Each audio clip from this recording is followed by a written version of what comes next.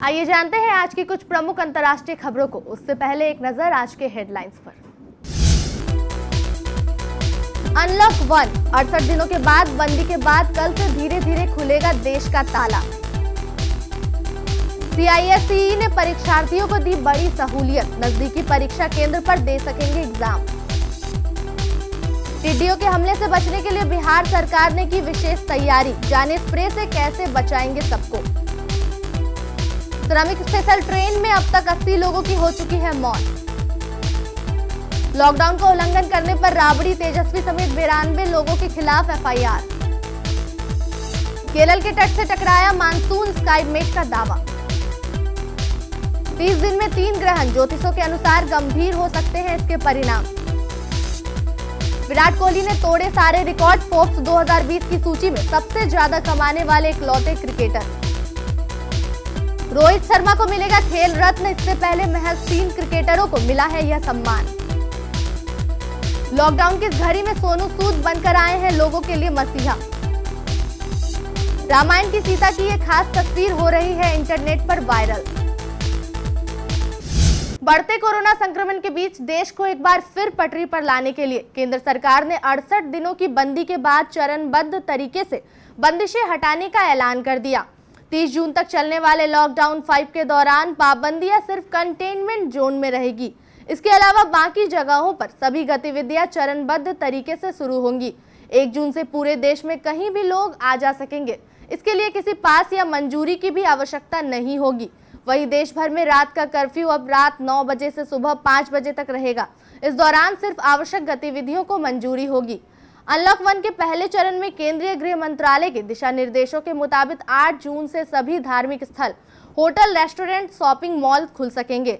वहीं दूसरे चरण में स्कूल, कॉलेज समेत सभी संस्थान को खोलने की तैयारी है। हालांकि इसकी तारीख राज्यों में पहले चरण के फीडबैक के आधार पर जुलाई में तय होगी। इसके बाद तीसरे चरण में अंतर्राष्ट्रीय उड़ानें, metro rail, swimming pool, gym, सामाजिक सांस्कृतिक खेल, राजनीतिक गतिविधियां शुरू करने का फैसला है।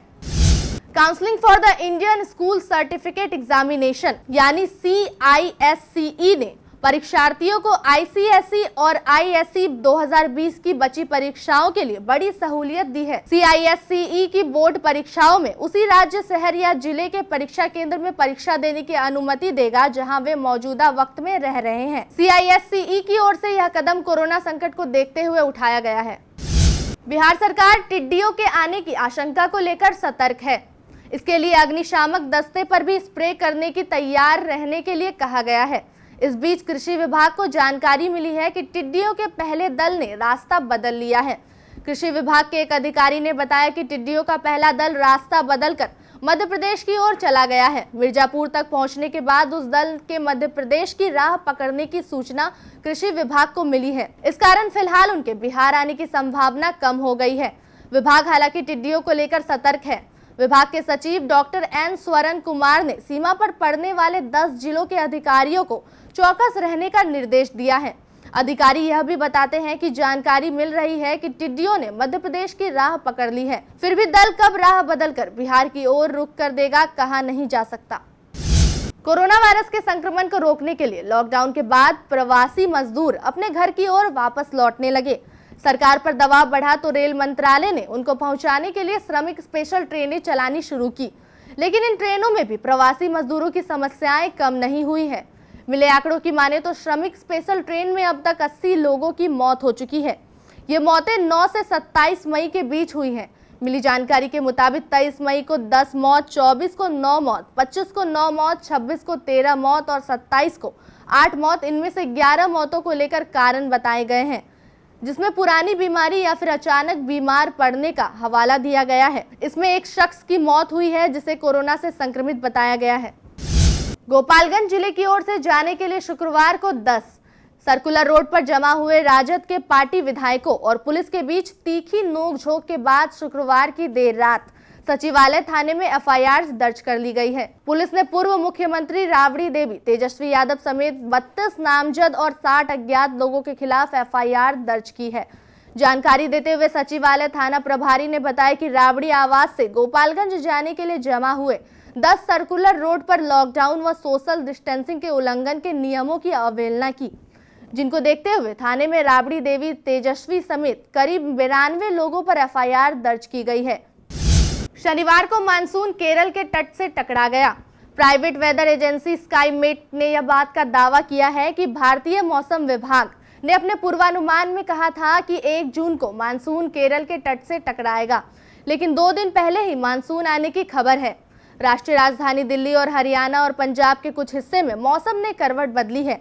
इन राज्यों में हुई बारिश ने लोगों को भीषण गर्मी से राहत दी, जबकि उत्तर प्रदेश और मध्य भारत के कई हिस्सों में भीषण गर्मी रही। मौसम विभाग के अनुसार महाराष्ट्र के विदर्भ क्षेत्र के चंद्रपुर देश का सबसे गर्म स्थान रहा, जहां अधिकतम तापमान 45.4 डिग्री सेल्सियस तक पहुंच गया। विज्ञान में ग्रहण को एक खगोलीय घटना माना जाता है। ज्योतिष के मुताबिक यह लोगों के हित के लिए ठीक नहीं होता है। ग्रहण किसी भी व्यक्ति के लिए फलदायी नहीं होता, इसके परिणाम भी शुभकारी नहीं होते हैं। 5 जून से 5 जुलाई के मध्य 3 ग्रहण लग रहे हैं, 2 चंद्र ग्रहण और 1 सूर्य ग्रहण। ज्योतिषों के अनुसार ऐसा संयोग सैकड़ों वर्षों के बाद बन रहा है। 30 दिन के भीतर 3 ग्रहण होने से विश्व युद्ध, महामारी एवं प्राकृतिक आपदा जैसे दुष्परिणाम देखने को मिल सकते हैं। 5 जून और 5 जुलाई को 2 चंद्र ग्रहण लगेगा। वहीं 21 जून को सूर्य ग्रहण के परिणाम भी ज्योतिष के लिहाज से अच्छा नहीं माना जा रहा है। भारत के कप्तान विराट कोहली फोर्ब्स पत्रिका द्वारा 2020 के टॉप 100 में से अधिक कमाने वाले एथलीटों की सूची में शामिल होने वाले एकमात्र क्रिकेटर बन गए हैं। दाएं हाथ के बल्लेबाज विराट कोहली इस सूची में शामिल होने वाले एकमात्र भारतीय एथलीट भी हैं। फोर्ब्स के अनुसार कोहली की कुल कमाई $26 मिलियन 196 करोड़ रुपए है, जहां $24 मिलियन उन्हें विज्ञापन से और $2 मिलियन उन्हें सैलरी से मिलती है। उन्होंने 2019 में अब तक 30 से अधिक स्थानों की छलांग लगाई है, क्योंकि इस वर्ष की सूची में 66वें स्थान पर हैं। भारतीय क्रिकेट टीम के ओपनर रोहित शर्मा को भारतीय क्रिकेट कंट्रोल बोर्ड ने साल के राजीव गांधी खेल रत्न अवार्ड से नॉमिनेट किया है। रोहित ने पिछले 4 सालों में बेहद शानदार प्रदर्शन किया है और वह इस सम्मान को पाने के हकदार हैं। रोहित यह सम्मान पाने वाले महज चौथे क्रिकेटर होंगे। इस साल के खेल के सबसे बड़े सम्मान के लिए टीम इंडिया के विस्फोटक ओपनर रोहित शर्मा का नाम बीसीसीआई की तरफ से भेजा गया है। रोहित को उनके पिछले कुछ सालों में किए गए बेहतरीन प्रदर्शन की वजह से इस सम्मान के लिए नॉमिनेट किया गया।